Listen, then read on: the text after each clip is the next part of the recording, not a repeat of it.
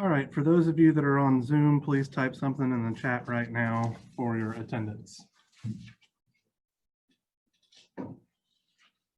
All right, so the first thing that I would like to talk about today, maybe spend 5 to 10-ish minutes on, are the projects in this class. I believe it says on the syllabus that there's going to be a few projects. They are to be completed in groups of 3 people. For the PN junction / diode projects, there are 6 different projects, and there should be, because there's I think around 21 people in this section, there should be approximately 7 to 8 groups, depending on if some of you guys want to work in groups of 2. So what I would like to have happen before our next class meeting, excuse me, is that you send me an email telling me who is going to be in your group and which of these 6 projects that are listed here that you would like to do. And this list will be uploaded to the Moodle page today. So all of these projects are regarding practical applications of diode circuits. So the first potential project is a single phase rectifier. There's a description here. Your group will be designing a module in a commercial power supply. The power supply is the kind that you would plug into a wall and use to power a 5-volt microcontroller development board. Another team has designed a power transformer. So it's your job to take the resulting 6 volts RMS AC 60 hertz signal and produce a DC signal compatible with the final stage regulator. For this project, you're responsible for designing the rectifier only, not the transformer side on the input, nor the regulator side at the output. So it would just be the middle section of rectification. So converting this 6-volt RMS AC signal into a 5-volt, approximately, DC signal. You're given specifics regarding the load on the power supply, and the regulator will need to provide 5 volts to the load at a minimum. As such, your circuit, which goes between the transformer and the regulator, must not allow the output voltage to drop below 5 volts. So that's effectively telling you what the limits on your ripple signal is going to be, which is something we're going to talk about today. This is a discrete design. You should take care to require only components that can actually be purchased for your final design. When doing more detailed simulations or calculations, use reasonable values taken from data sheets of real components. And we're going to be talking about simulating circuits on Friday. Let me see. Only 1 person out of the 5 have said that they are here. All right, well, the other 5 people either aren't following directions, oh, somebody else said they're here, or whatever. So we get that. Project number 2 is a 3-phase rectifier, very similar to the first project, except effectively your numbers are significantly different. You have a 300-watt supply at 48 volts DC to an RF transmitter. Your input stage transforms a 3-phase, 60 hertz signal, 120 volts RMS line voltages, which I guess that would be line to neutral, not line to line. So I would consider those phase voltages, but anyway, to a smaller 3-phase AC power source with 50 volts RMS line voltages. And then you need to rectify that to give a DC output of no less than 48 volts. So 2 different rectifier projects, potentially. A Zener regulator circuit. So this is one where you use a Zener diode to develop a voltage regulator. Specifics. A potentially non-Zener regulator circuit. You're allowed to use non-Zener diodes to do this. And then the last 2 are digital logic using diodes. So the first project is developing an AND gate, and the last project is developing an OR gate. We are going to cover the basics of all of these projects in this class over the next 2 class meetings. So you're at least going to have some starting point to jump off of. There were a couple other projects that were on here that I thought were not necessarily unfair, but it wasn't kind of intuitively obvious what you were supposed to do. And so Dr. Batari and I discussed this, and we decided to drop the ones that were a little less straightforward. So again, before class on Friday, I would like to receive an email with your groups. It can be up to 3 students and which project you would prefer to do. Because there are 6 projects and probably at most 8 groups, I'm going to limit it to the first 2 people, or the first 2 groups that select a project. You're going to be able to get that one. So like if everybody in the class selected to do the OR gate, for example, only the first 2 groups would actually be allowed to do it. I would have to ask the other ones to give a second choice. So actually that may be a better idea. Give me your first, second, and third choices for your project, and I'll assign you which one works out based on when you get your things to me, etc. So Dr. Batari and I have not yet discussed a due date for this. My best guess is it would be within a week or so of returning after the break. But I want to talk to him about that specifically because I don't want to overburden you guys too much with studying for the exam and then doing this project, although it could be helpful because it's going to give you more practice with diode circuits. But I also don't want it to be too far into when we're covering BJTs so that you have effectively forgotten all of this as well. So my best guess would be it's going to be due sometime during the second week when we return from break. So that would be January 11th-ish and beyond. Any questions? All right, so we're clear about what I want from you guys. All right. Make sure everybody's just talking about the role and not asking. Can anybody online add me to the group me? Well, I don't even know what group me's are, so I'm an old man. All right. So let's kick off today by talking about voltage regulator circuits.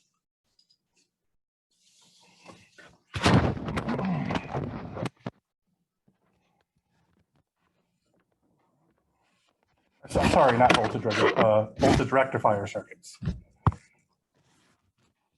Regulators. Maybe today, possibly on Friday, just depending on where we're at in time. All right.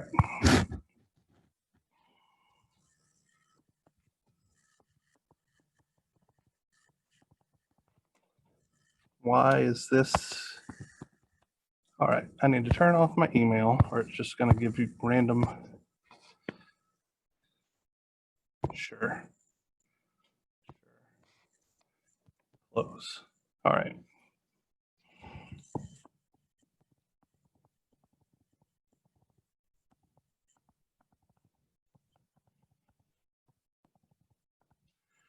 Voltage rectifier circuits. All right.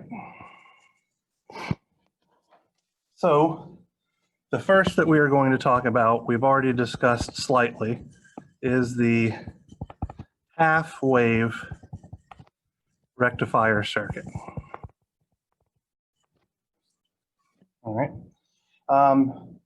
2 different configurations. Effectively, both are the same things, but you would use them in slightly different regions. So the first one that I want to talk about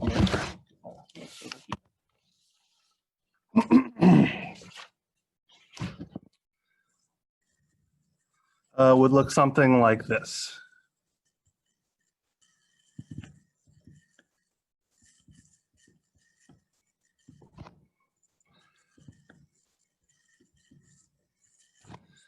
So we have potentially an AC voltage source, and I use that squiggly line to denote that I'm talking about an RMS value fed into the primary coil of a transformer. The transformer will have some turns ratio N, and then the secondary would be down here. We have our diode, and then some load RL. And we take the output voltage to be the one across our load. So our output here would be VL of T. So this is our basic half-wave rectifier circuit. I'm intentionally introducing the fact that there's a transformer at the front end of this guy. Doesn't necessarily have to be, but this transformer would be a way for us to step down voltage. So for like the rectifier circuits that we talked about in the project just a moment ago, every single one of them, regardless of if you make a half-wave rectifier or a full-wave rectifier, has some transformer at the front end. Another reason to include the transformer is to isolate your output signal from ground. Because if we were to place our load resistor and ground one leg of it, that could potentially make how our circuit behaves a little bit wonky. So we have a sinusoidally varying input voltage. So the voltage at our primary, or excuse me, at our secondary, so right here, and I'm going to call that this is the V in to our rectifier circuit, is going to be sinusoidally varying.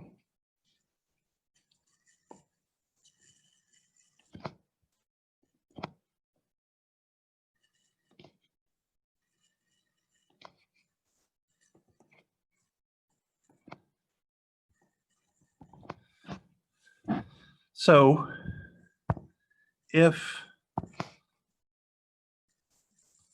for example,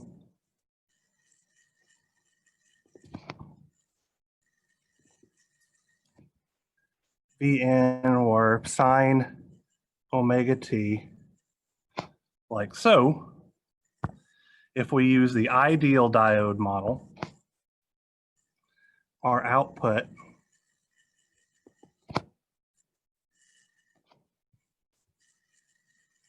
would look like this. I believe we've talked about this previously. So effectively what's happening is if Vn is negative, then diode is reverse bias and no current should flow. And I need to be clear here and say that no current will flow as long as we don't exceed our breakdown voltage here. We're going to talk about that specifically in a second. So let me make a little figure here. So red is Vn of t, blue is VL of t with the ideal model,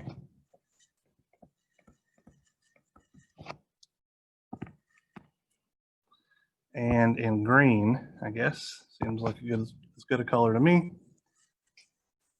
is going to be VL of t with a constant voltage drop model. And so in the constant voltage drop model, the only thing that really changes is that we're going to have a little bit of an offset that is exactly equal to VD on.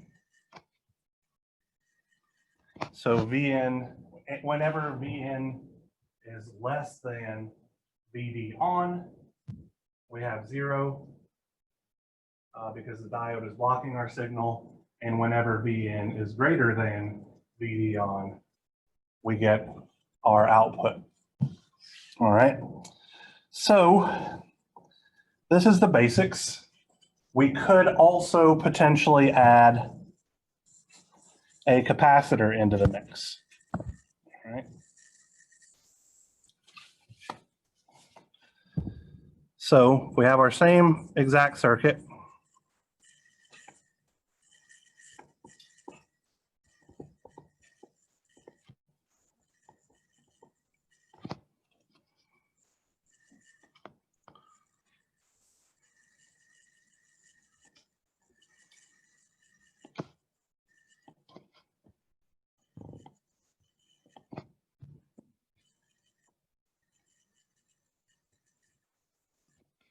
We have an appropriate turns ratio.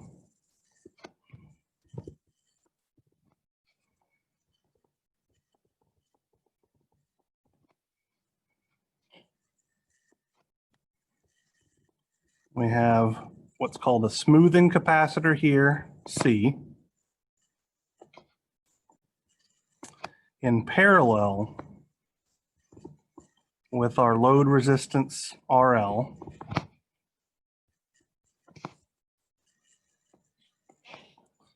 And here is our output signal, VL. If we look at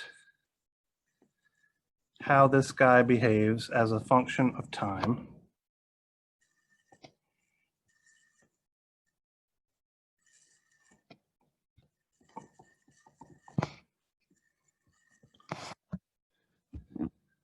let's see, VN was red.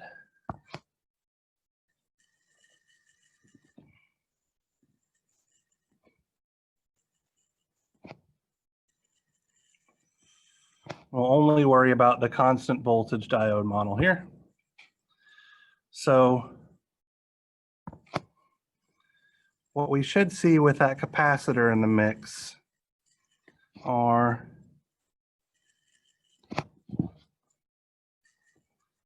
something like this.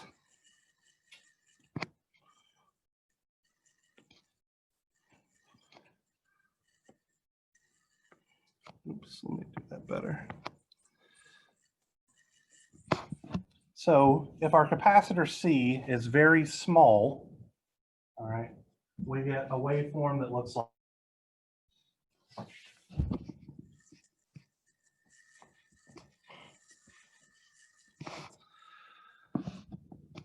very small, let's put it that way.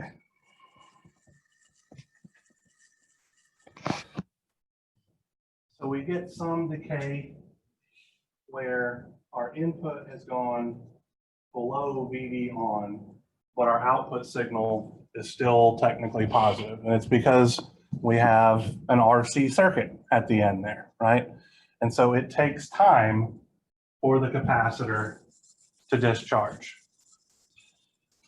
If we make the value of C a little bigger,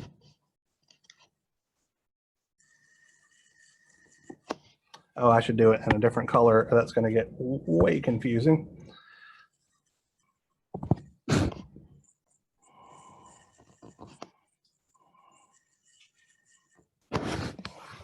We see that it kind of smooths things out a bit. So let's call this guy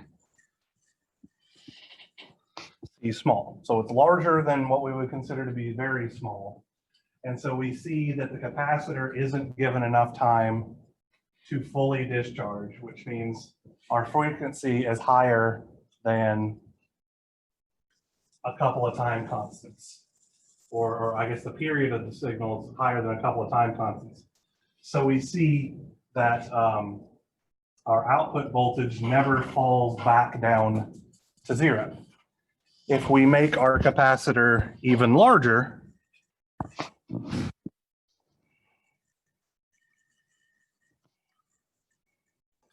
we should see something like this.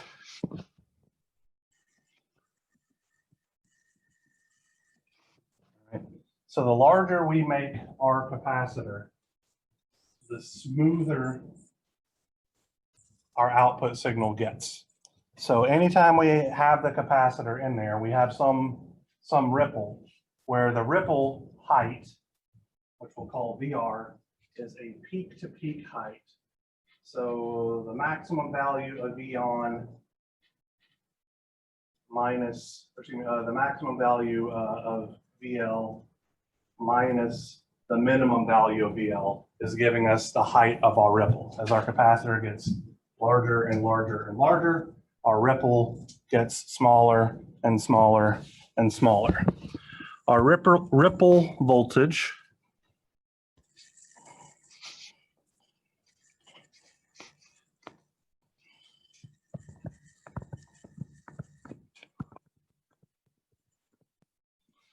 is determined by the following equation. VR, and I want to be clear here, this is a peak to peak value of our ripple voltage is approximately equal to VP, where VP is the amplitude of our input sine wave or cosine wave into our rectifier, minus VD on for our diode, divided by our load resistance, multiplied by our capacitance, multiplied by the frequency of the input signal. Okay, so I think the only thing that may not be perfectly clear, so I'll put this here, VP is amplitude, I'm running out of room there,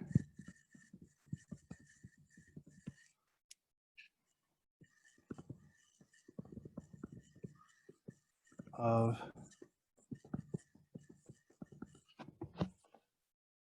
Vn of t. If and only if our load current is known, this simplifies to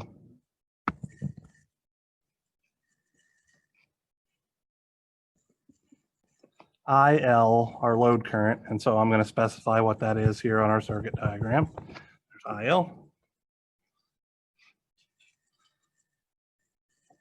C times the input frequency. So for a known load current, our ripple is given by this. And for an unknown load current, we have to know what the amplitude of our input is, the characteristics of the diode, the resistor value itself, the capacitor, and the frequency of our excitation signal. So just a real quick question here. Does it make sense that effectively the load current is VP minus VD on divided by the resistance? Yeah, right? So with the constant voltage model, we have Vn and then we have positive polarity, negative polarity. So these voltages are of opposite amplitudes. So so the maximum value of this minus VD on gives us the maximum voltage drop over our load resistance. When we divide by our load resistance, that seems reasonable to give us our current. And if we are, yeah, so, all right.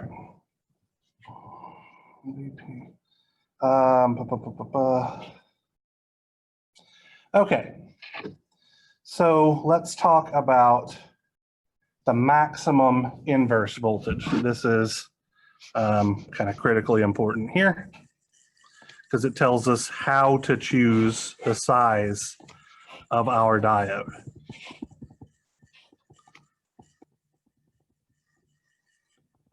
All right, so the maximum inverse voltage is whatever the maximum value of the reverse bias voltage would be in a system like this. So if our capacitor were fully charged, I'm going to do this in a different color.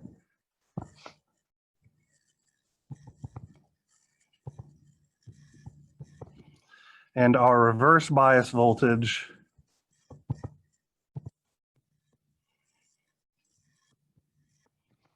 so I'm just putting VRB for V reverse bias.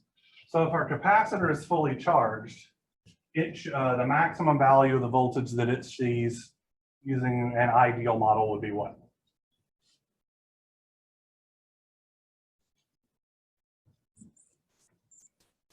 So if we threw an open circuit right here, and the capacitor were fully charged, the maximum voltage that VC could ever attain would be the maximum voltage that Vn attains, right? Anybody got any problem with that? So if we do Kirchhoff's voltage law, when this guy is an open circuit, we could see that the maximum reverse bias voltage that we will ever have is exactly twice Vp, the peak value of our sinusoidal signal. Why we have to pay attention to this is that that tells us if 2 VP is greater than our breakdown voltage, we are going to start passing current when we don't want to, right? If we exceed our breakdown voltage, we get breakdown. The breakdown voltage effectively pins our output voltage to some negative value and starts passing a whole heck of a lot of current. So when we design a rectifier circuit, where the whole point of it is to only pass the positive cycles, we need to make sure that our diode is sized in such a way that VBR is greater than twice VP. If we don't do that, our rectifier isn't going to be a very good rectifier because it's going to start passing signals on the negative half cycle. All right, so before we move on to something else, does anybody have any questions about this? Does what we've talked about make sense based on what we know about how a diode operates?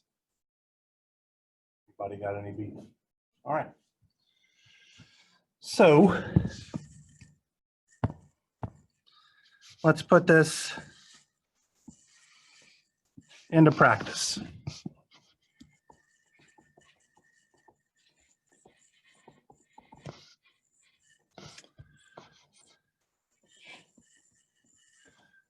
Power is available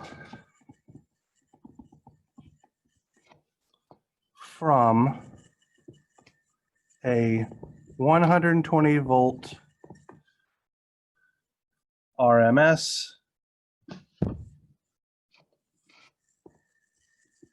(60 Hz) AC source. We want to design a half wave rectifier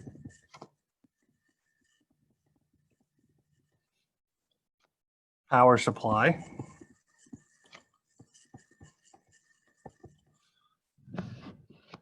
that will deliver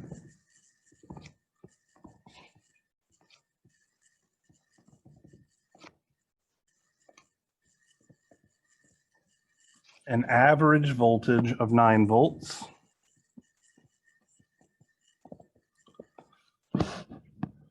with a 2 volt peak to peak ripple to some load resistor RL. All right, the average load current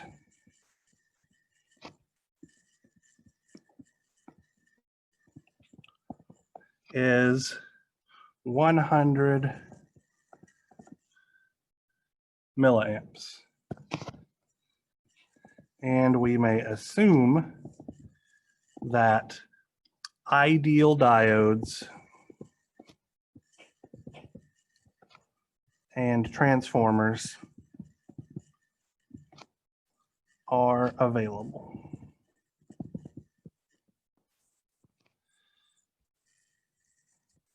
All right, let's run out of room there. So there's our parameters. We know that the input of this guy is 120 volts RMS, 60 Hertz AC source. We want to design a half wave rectifier power supply that delivers 9 volts with a 2 volt peak to peak ripple. So that means our output voltage is going to be effectively oscillating between positive 10 volts and positive 8 volts. 2 volt peak to peak means 1 volt in amplitude on the positive half cycle, 1 volt on the negative half cycle. The average load current is 100 milliamps, and we are using ideal diode and transformer models. So our circuit schematic diagram for this system, based on the problem statement, we have 120 volts RMS, call it angle 0 if we wanted to. Doesn't particularly matter in this case.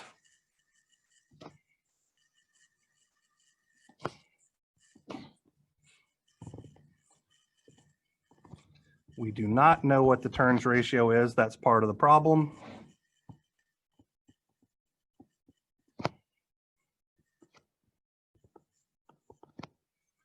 We have our diode.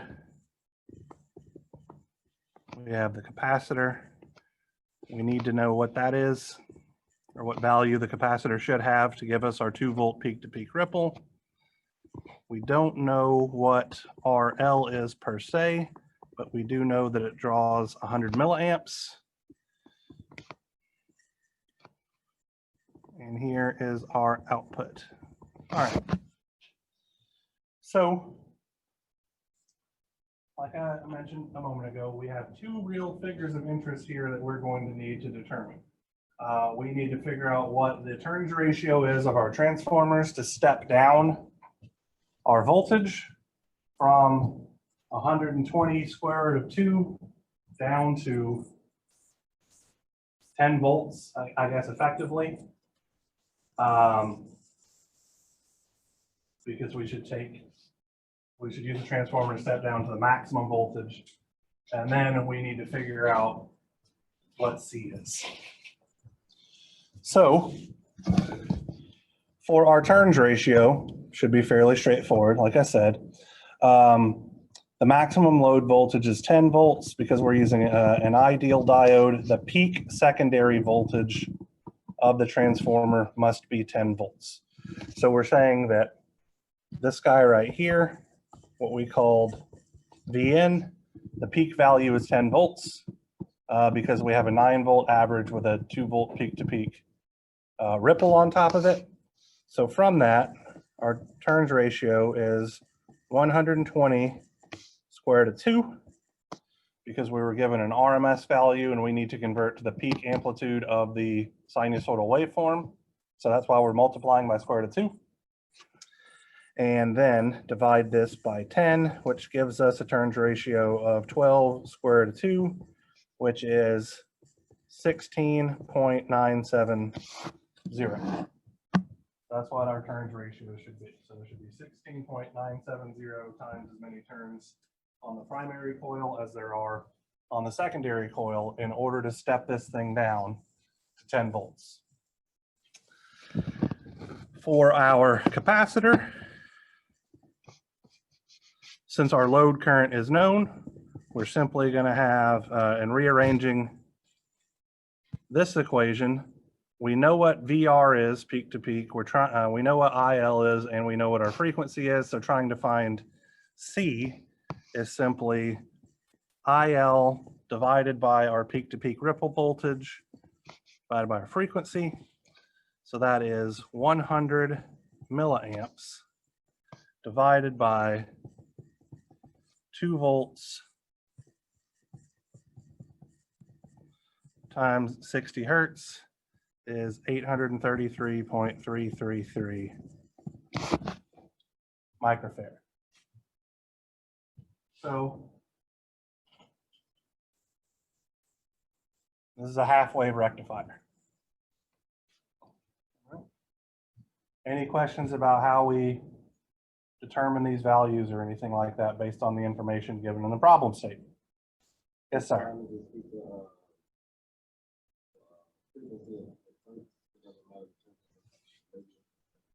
No, so we're specifically, the equation that we use specifically says the linear frequency, not the angular frequency. So omega is not anywhere in there, so it should not be 125. That is a good thing to point out there, yes. This F here is the linear frequency at which our system is being excited, not the angular frequency.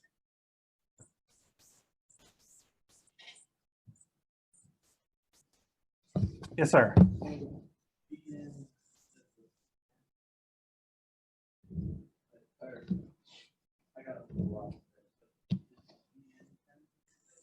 Yeah, so the maximum value of Vn is 10, right? So we're told in the problem statement that, let's see, it delivers an average voltage of 9 volts with a 2-volt peak-to-peak ripple on top of that. So I'm going to draw just a basic approximation because I don't know exactly what the ripple is going to look like.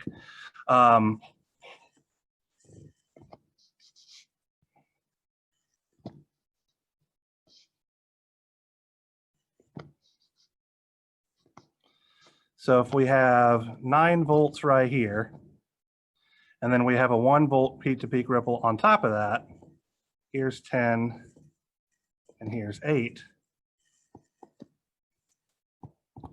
It's going to be something like that. So it's our DC term with the AC term on top, and we're trying to use the peak value of the voltage, in this case for our transformer design.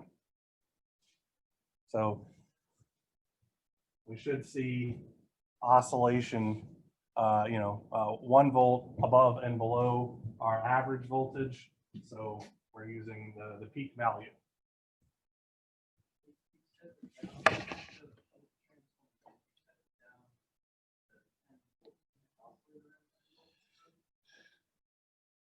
So it should oscillate around 10 volts, but we're taking into account what our diode is doing.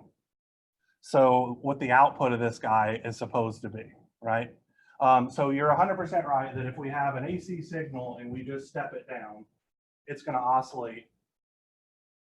So I guess the better way of explaining it wouldn't, we were saying what VL is going to be, I guess would be a better way of explaining it.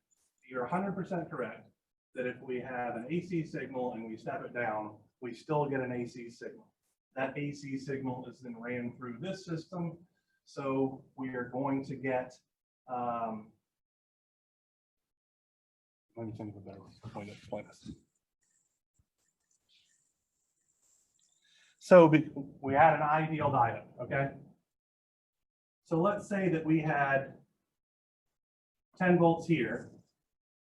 We would get 10 volts here, right? If our turns ratio was a 1-to-1, right? So we had a 10 volt AC signal here.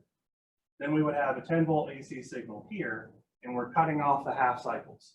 So we're looking at what this guy is after the diode cuts off the half cycles. It's giving us a value, an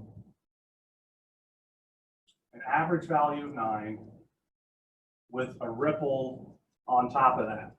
So with the ripple on top in the ideal diode equation, we know that our AC signal here was 10, and then it decays, and 10, and then it decays, and 10, and then it decays. Does that make sense? Yeah, I think I explained it poorly originally, but yeah, so we have our transformer here, 10 volts, slightly decays, it's 8 volts and then jumps back up. 10 volts, decays, hits 8 volts, jumps back up, et cetera, et cetera, et cetera. Yeah, so you're 100% correct that our transformer converts AC to either a higher voltage or a lower voltage AC signal depending on the turns ratio. We're looking about after the diode handles its business and makes everything positive. Okay, so all right, any other questions? Thank you. I'm sure other people were confused about that, so thank you for asking. Cameron.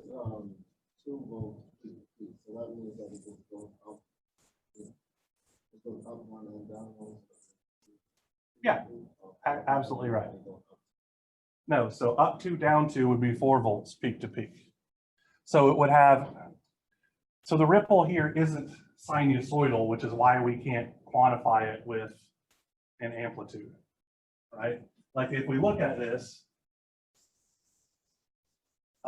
like this curve, I mean, this is effectively how it's going to go. It's a fairly linear, it's technically an exponential decay because it's an RC circuit, but it's very, very slowly decaying. But that is not sinusoidal. So we can't say that the ripple is 1 volt with, sine omega t or anything like that because it's not sinusoidal. So that's why we have to describe it as a peak to peak signal.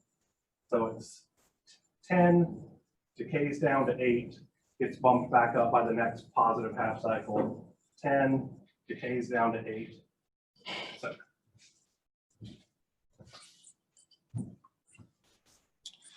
Any other questions? All right. Then let us talk about full wave rectifiers.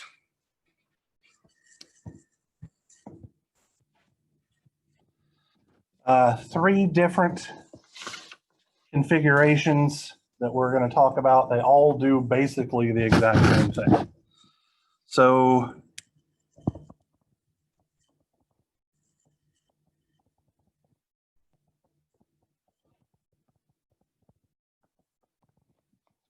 all of these, I'm going to draw with just a resistor as the load, but we could put a capacitor in parallel with the load to get the exact same wave shaping effects that we saw a moment ago with the exponential decays. But we're just going to worry about having the resistor in there for a minute. All right, so first scenario.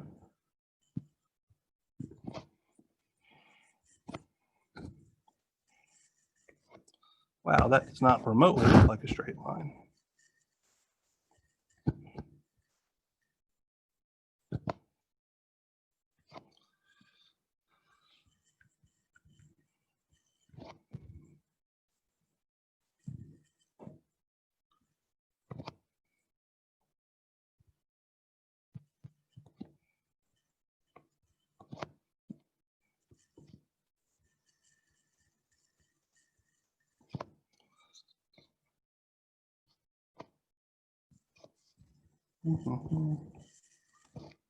All right.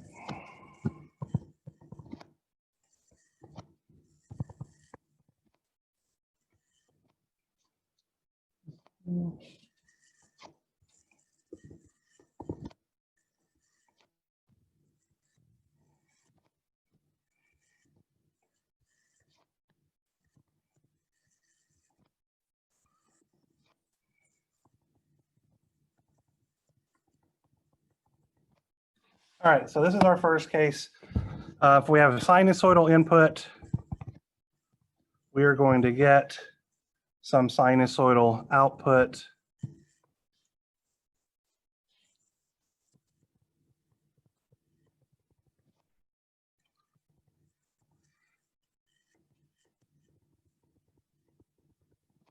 All right.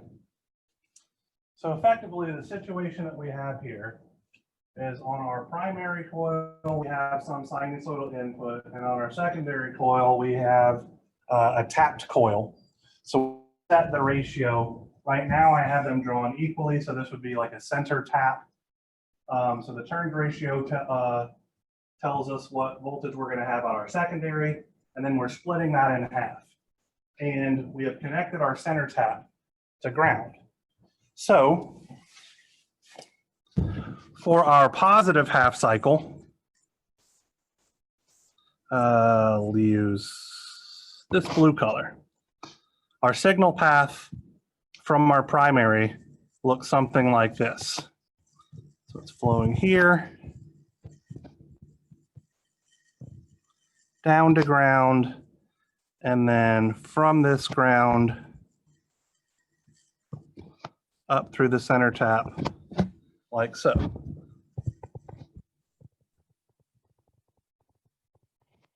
So for every positive half cycle, we should see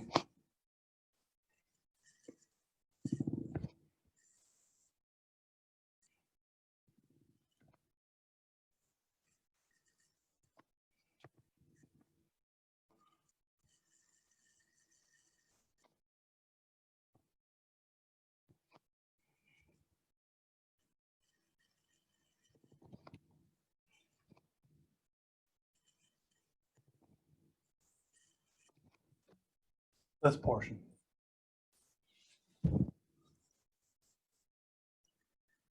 Whenever our input signal goes low,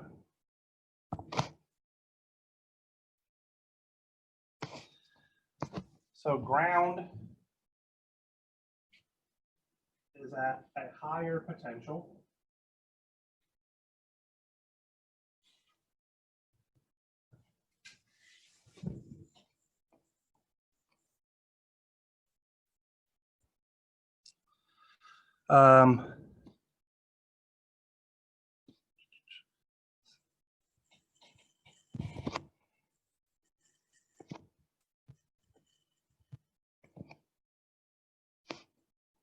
Like this.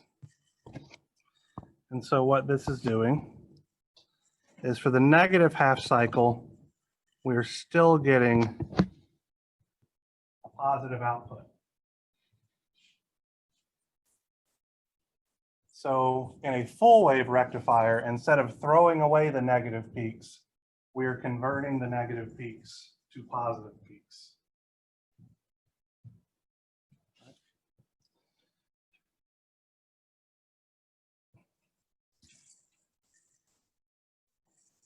Another way to implement, sure. So let me, actually, hold on. Let's see, what color did I do up here so I'm not making this up? All right, so our input signal, let me use the same color scale as I did the last time. All right, so red is going to be our input signal.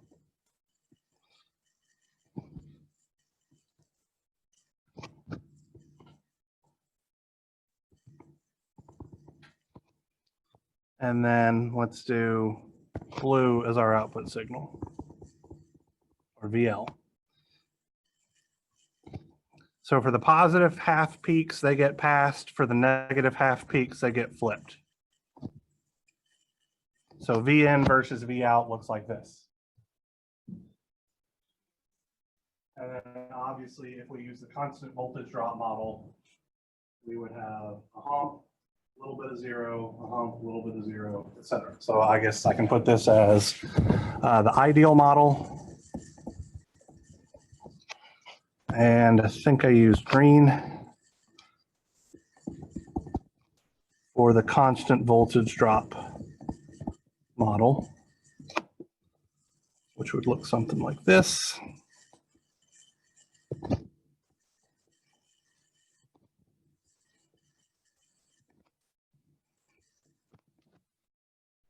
If we were to place a capacitor in parallel with our load, we would then see those smoothing effects. So still have a ripple and all that kind of stuff, and we'll get to the math of that momentarily. But let's talk about the other two architectures of our full wave rectifiers. So these other two guys are going to give us the exact same output signal, but they're set up in a slightly different configuration. They use what's called a diode bridge.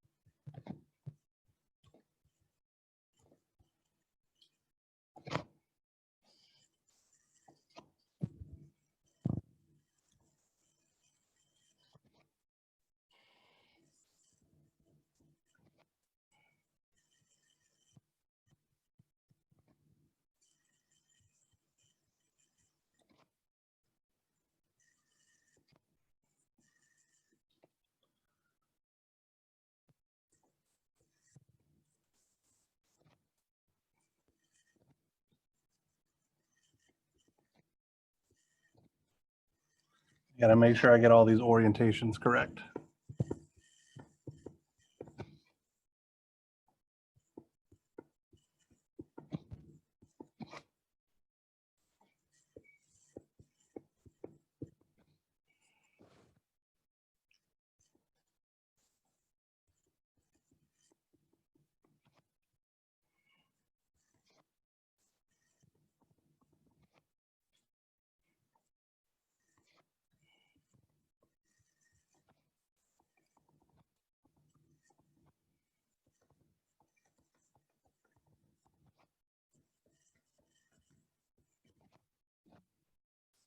All right. So what happens is when VAC is positive, this guy is forward biased and this guy is forward biased. These two guys are forward biased. So what color did I use for the positive half cycle? Blue.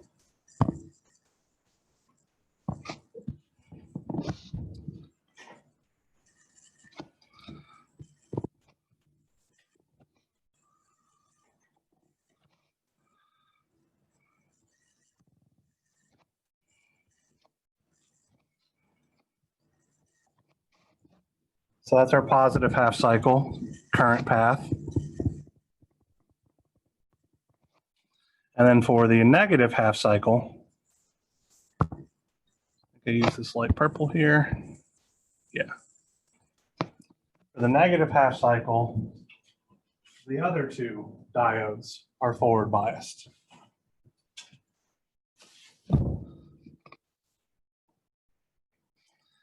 And so we have current coming around like so. And returning this way. So this is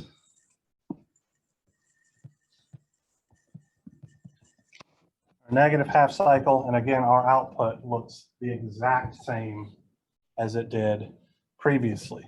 This configuration of 4 diodes oriented like this is what's called a diode bridge.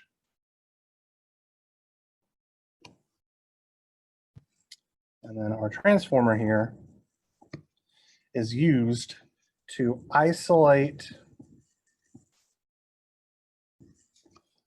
the AC input to the bridge.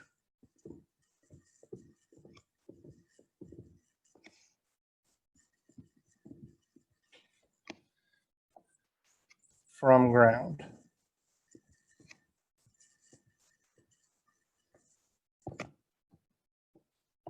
All right. Our last configuration, which does not connect our load resistance to ground, looks something like this.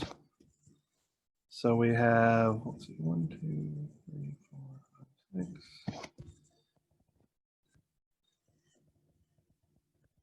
Our input voltage, it's going to be a diode bridge.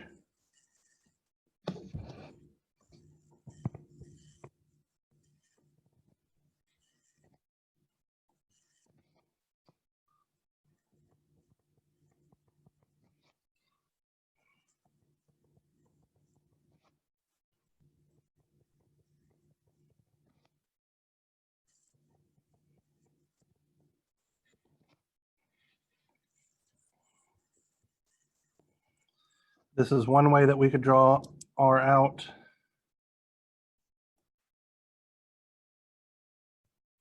So here's our load RL. V out is positive polarity on the right, negative polarity on the left, and our positive half cycle for current conduction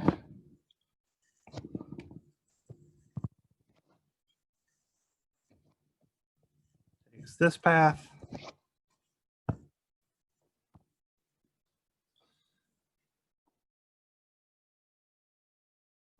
And our negative half cycle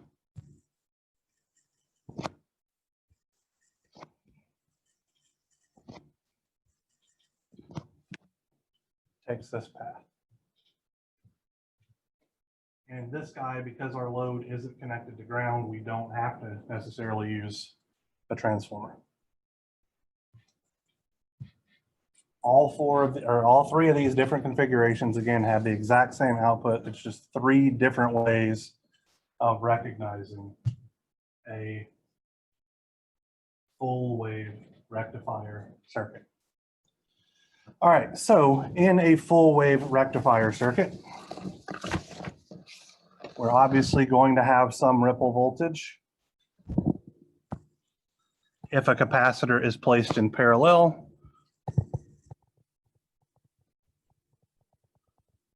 and again, this equation is valid for all 3. Our ripple voltage VR is going to be approximately 1/2 Vp minus twice Vd on, because there are 2 forward bias diodes in the current path, divided by RL CF.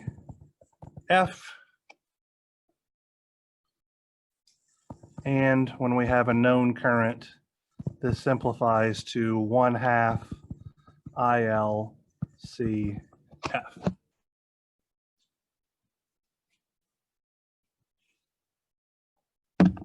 peak inverse voltage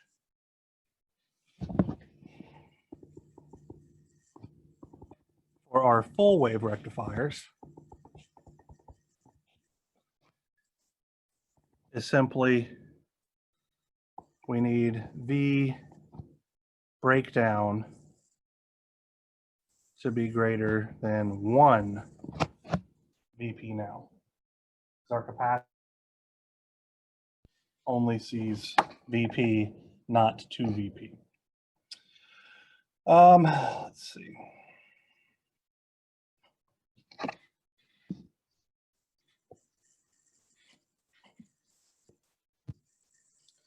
So let's take another example.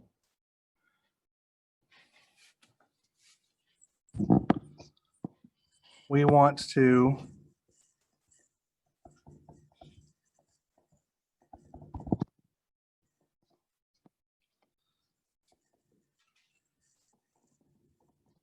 design a full wave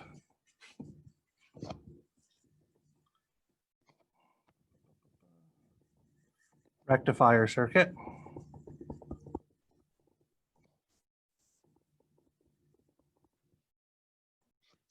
to deliver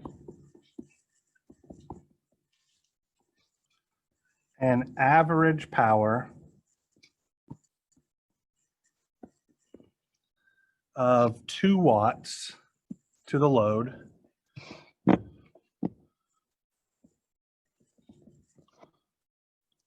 with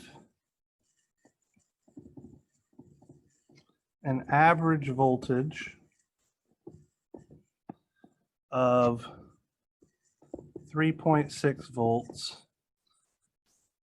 and a 0.2 volt peak to peak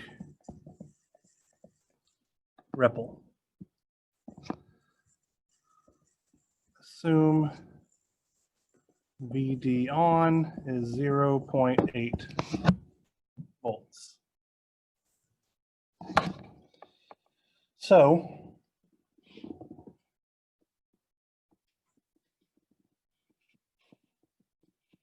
how are we going to approach this?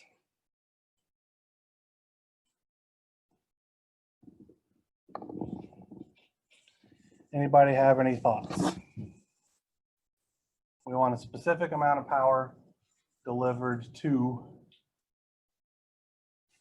our load resistance, right? We want it to, our load to absorb 2 watts of power.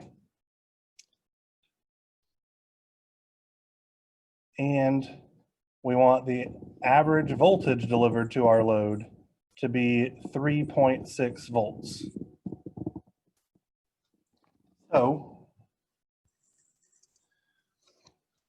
what does that tell us about our input voltage?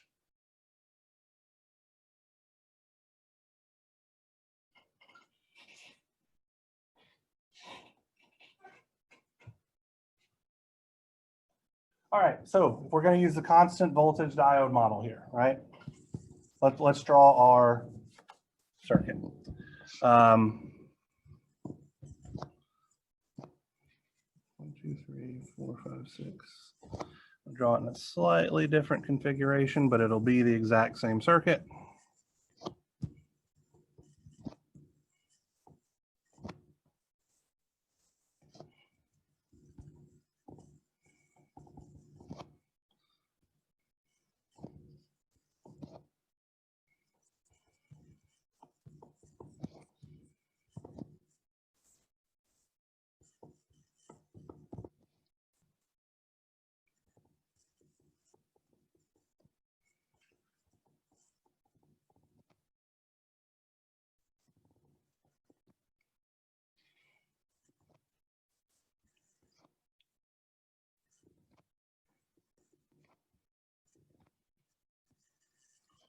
Here's C, we don't know what it is.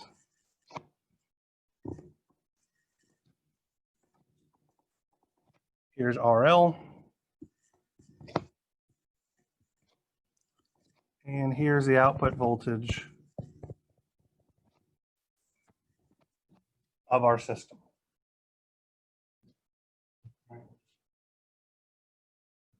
So let's just look about when this guy, when our input voltage is at the positive half cycle, specifically at the positive peak, okay? So when Vn is at its maximum, that specific instant in time,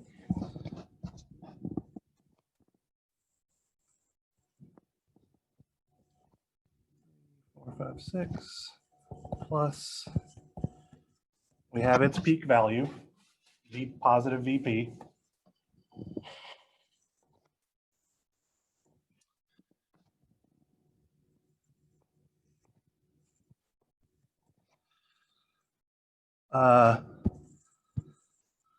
This diode right here is going to be forward biased, right? And this diode right here is going to be forward biased. So that means we're going to have a battery.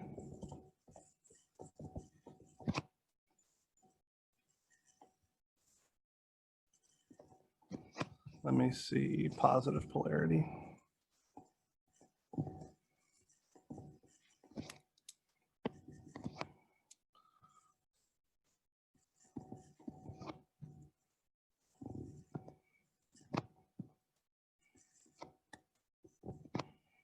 Here's C.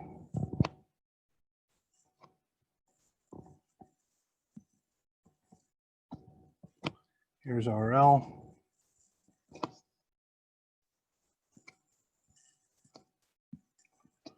And here is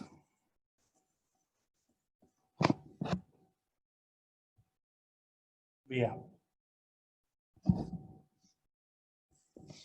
So that our current is taking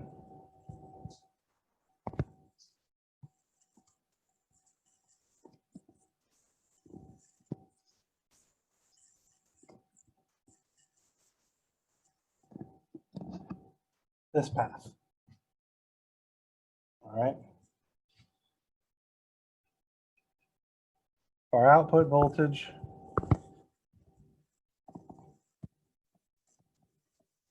is 3.6 volts. What's Vp got to be?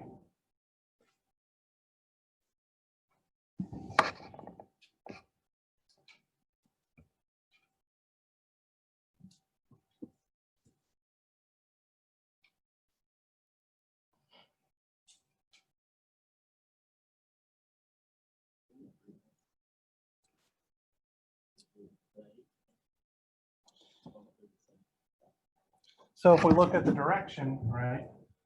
So if we do Kirchhoff's voltage law, we're going to have negative Vp plus 0.8 plus 3.6 plus 0.8 is equal to 0. So that means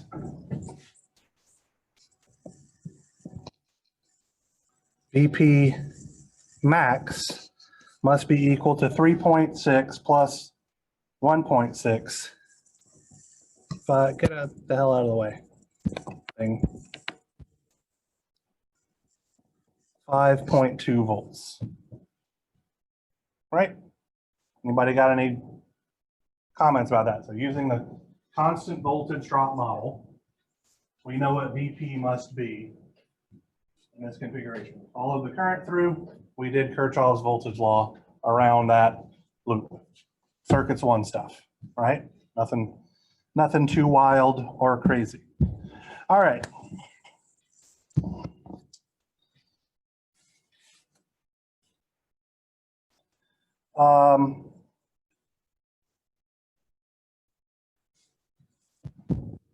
So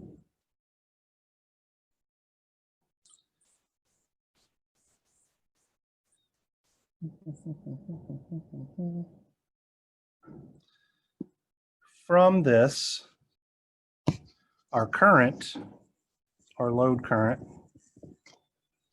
IL, is going to be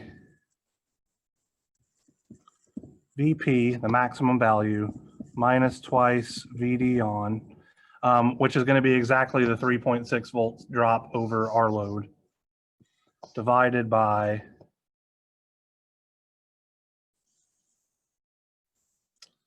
RL, which we don't know, right?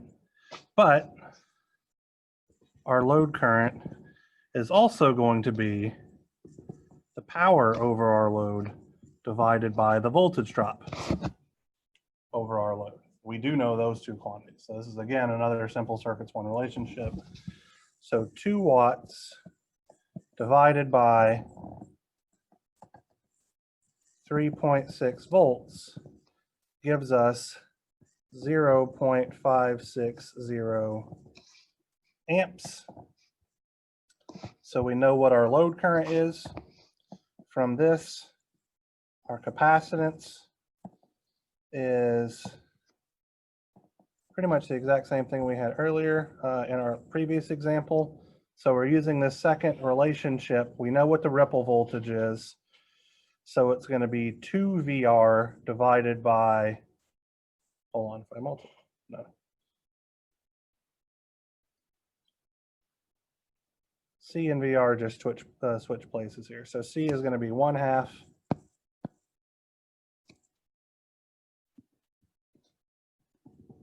IL over VR FN, 0.5,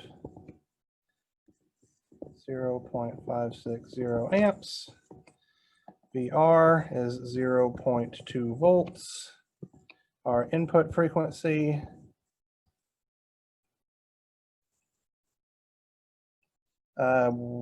isn't mentioned here, so I'm going to assume it's 60 Hertz. That's something that should have been given. I'll have to talk to Prashana about his ability to write an example problem. Saying the one I wrote worked. All right, so once we do the math here, 0.5 times 0.56 divided by 0. I need to make sure I use a parentheses, 0.2 times 60.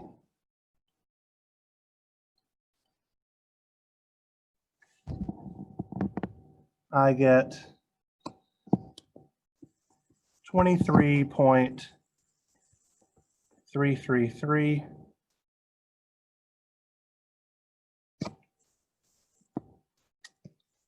millifarads for our capacitor, and we need to make sure that the diodes that we choose to put in this guy have a reverse bias breakdown of greater